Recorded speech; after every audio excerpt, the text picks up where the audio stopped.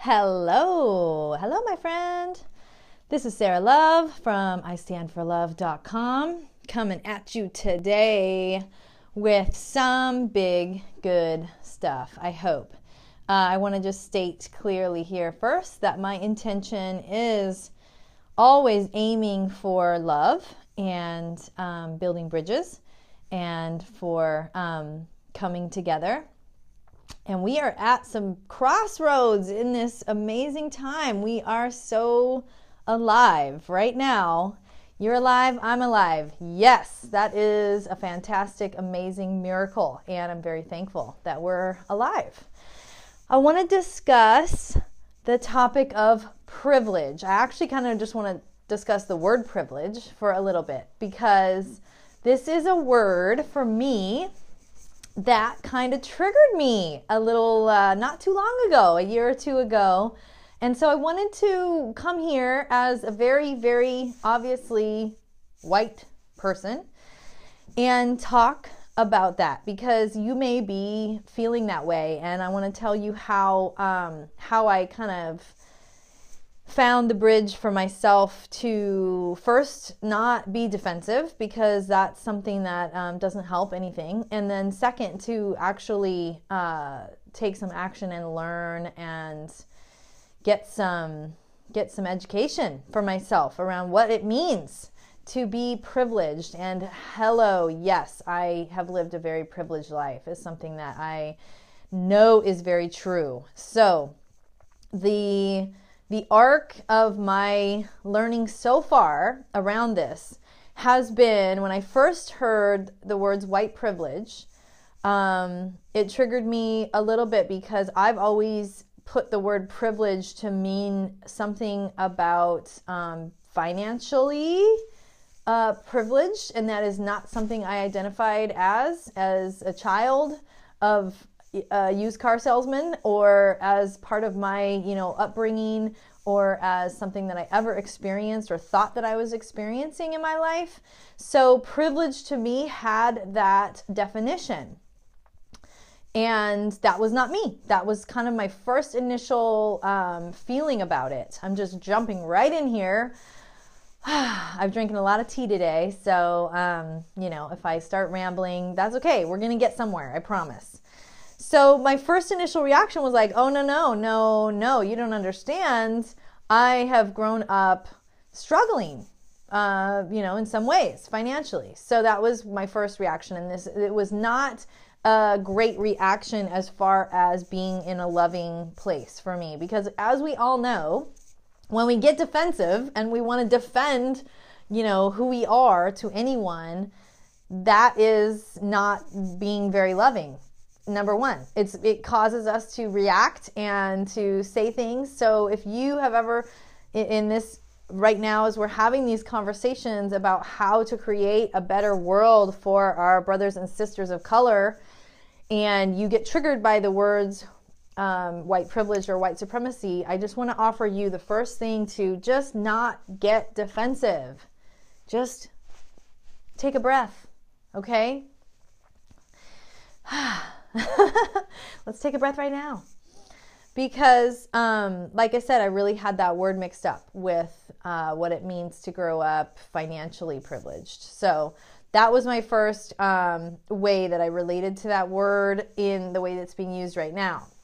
What I've done since that initial reaction is understand in a lot of ways, learning from people. I actually took a wonderful course about what it is to be white in America and white in the world. And I understood that, oh my God, my life has been full of privilege. My life, every day of my life, there has been doors opening for me and different things that have happened to me that have been totally related to the color of my skin and the fact that there wasn't a barrier from me getting a job or just being in the room or whatever it was. So I understand now what that word privilege means. I understand how privileged my life is.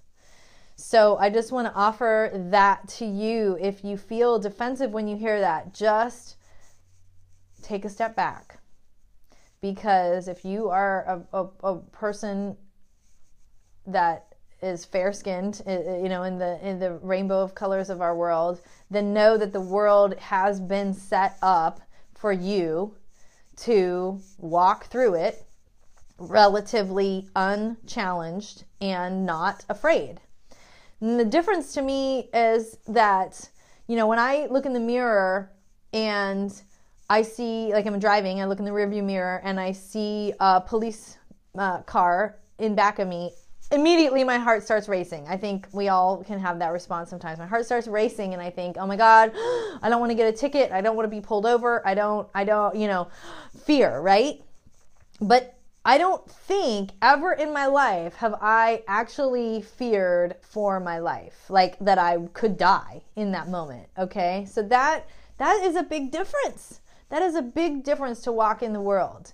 The other things for me that have been, you know, I'm going to write a longer post about this because I feel like if I can offer anything at all, I don't feel like I'm being very eloquent at the moment, but I just want to come together so that we can start to be true allies to everyone in this world. Because the other thing for me was when I was, I think, 17 or 18, I had a big awakening around the feminine and masculine principles and how we're living in a patriarchal society and the patriarchal world and how the world was set up for men to win, right? And how the struggle for women is a whole different ballgame. And so I jumped on that bandwagon and have spent so much of my life with that lens of fighting, sort of, and fighting for my rights as a woman, you know, feeling the pain and the suffering of all my grandmothers and all the mothers and all my sisters and everything, and reading books and educating myself and understanding how messed up our whole world is, that it is designed really for men, and how much injustice and how much just horrible things have been inflicted on women. So that was an understanding I've had for like 25 years that have shaped my way that I relate to the world, my mission in the world to help women love the crap out of themselves and to uproot this self-loathing that we have and uproot these the trust issues that we have and everything. And so that's, you know, that's also a place where I got defensive when I first started hearing about you know, white privilege and things, because I felt like, no, wait, I've been fighting, right? I have been aware and I have been in this, and women are so oppressed. And over this last year and all the work and the trying to educate myself and listening and learning, I realized that yes, and again, being a white woman is a total different experience than being a woman of color. So now I can see where this world is designed in a lot of different ways. And like I said in the beginning, that so many doors have been opened to me in my life because of being white, because I was born white. I mean, you know, there's countless stories, but I remember one huge indication of how privileged my life had been up to a certain point is when I had an experience. I was traveling for a couple months by myself in my 20s in Europe. Hello, privilege, right? Yes, I had worked hard. I had saved all the money to do that. Nobody handed it to me. But how privileged is that to walk through the world with my American passport and, you know, have this trip of a lifetime. I flew back and I think I landed in, I think it was actually Charlottesville in the middle, like at midnight. And I was taking this night bus, a Greyhound bus, to Washington, D.C. So I get on the bus and it's 1 a.m. and it's headed to Washington, D.C. And I realize that I am the only white person on the entire bus.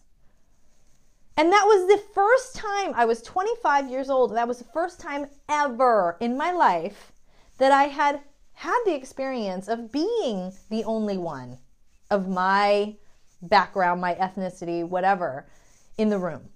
Now that in itself is privilege, right? That I had lived my whole life for 25 years and I had never, ever felt that way. I had always seen people that looked like me everywhere that I'd ever been.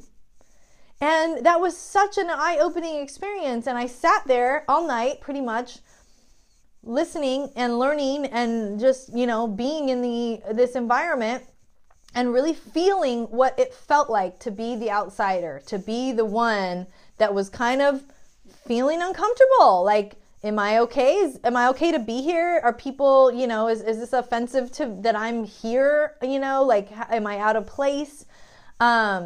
Should I make conversation, or should I just shut up and not try? All those things were going through my head and more. And I felt like, oh my gosh, what a life of privilege I've lived, that I've never had this experience ever in my life in 25 years. So there are these turning points, right? That we realize how privileged our life is, but we're living in the fishbowl of privilege. So we don't really understand, and we all have our struggles.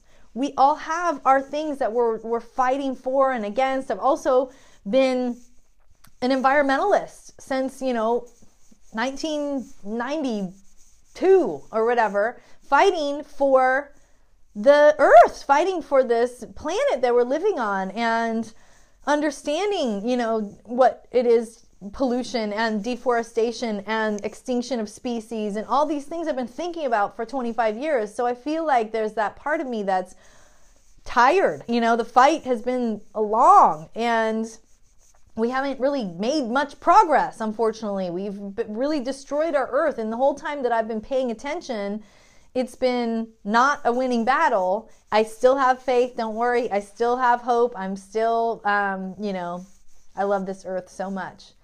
So again, it's triggering if you have had your issues that you've been standing for and someone else calls you out and says, hey, your life is full of privilege. And it's like, oh my gosh, wait, no, I've been fighting so hard. I've been on the front lines. I've been doing this work.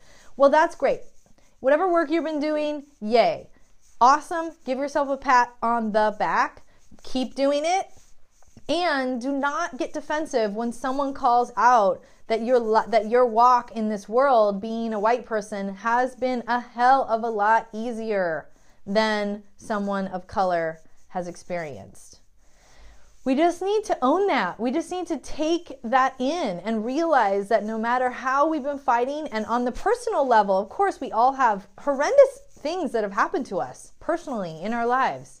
None of that is up for debate. No one is challenging the fact that you have struggles and that you have things that have hurt you and places where you've been really downtrodden or oppressed or violated. All of that is yours. All of that is something that you can, keep healing, keep doing the work, keep fighting for justice.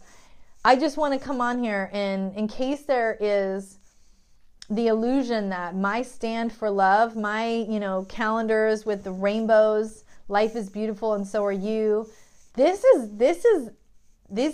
are things that I take very seriously. This is not a rainbow band-aid, because I do, in one part, I do believe that we are all one. We are one entity living in this life. We are all connected, and that philosophy has helped me in my spiritual life, in my relationships, in my relation to the earth, in my relation to this universe, to think of us as connected beings, as coming from the same, made of the same place.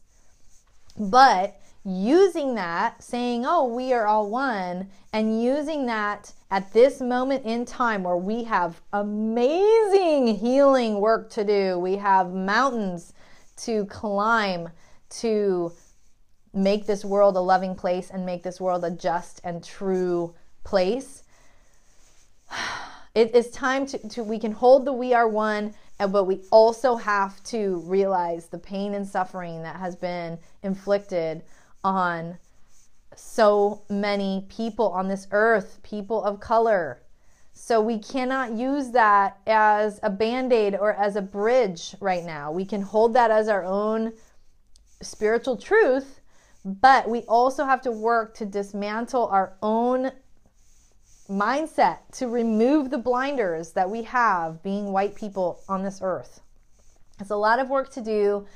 I have a lot more to come on this issue. My intention and my deepest desire is to build bridges and is to help and, be of service in this way by dismantling my own view, my own blind spots, my own way that I have related to this life, that I have inflicted harm unconsciously, that I have been very privileged by being born in this white skin, and to acknowledge that and to step aside and to learn and to, make space for people of color, to make safe, because what I have always wanted is for men to step up to, to the work of, the women and men and the great divide and the whole oppressing women. And I've just seen these visions of men holding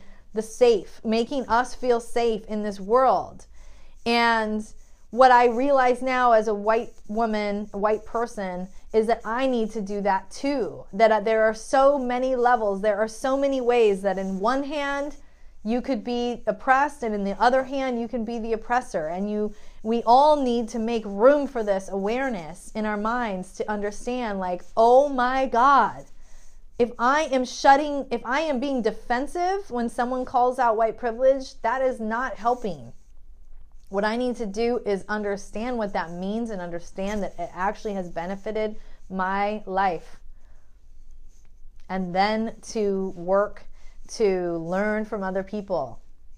And it's a big, in my hopeful mind, I hope that we can do this work fast. I hope that we can pull up these roots and heal. And in my other part of my mind, it's like, whatever it takes, however long it takes, I'm here. I know that I have barely even scratched the surface to understand, and I just am hoping that where I have come in the last year is of service to you, and that we are here together. Reach out to me if you want to talk about it, but we need to understand first that yes, if you are a white person, man or woman, your life is one of privilege, no matter what financial standing that you have, no matter what your upbringing is, that the world, the unconsciousness that we walk in the world and doors open for us is a whole different ball game than when you are born with a different color of skin. And if we can just get there and understand that privilege is part of our everyday life, we are going to be a lot better at helping. We are going to be not even helping, we are just going to be a lot better at understanding and putting ourselves in other people's shoes. Because it really is about understanding where other people are coming from, so that we don't just get defensive and have our egos all tripped out over whatever. Thank you for being with me here. I love you so much. I want the best, most amazing, loving world for the future generations, and in any way that I can heal myself so that we can get there faster, that's what I want to do. I love you, and I will see you very, very soon. Again, connect with me more on istandforlove.com. It'd be great to connect on all the ways. I'll be writing a long email to my people about this topic, because I feel like there's a lot to flesh out and a lot of my personal story that may be able to shed some light, I guess. Thank you, sweethearts. I love you. Mwah. Bye.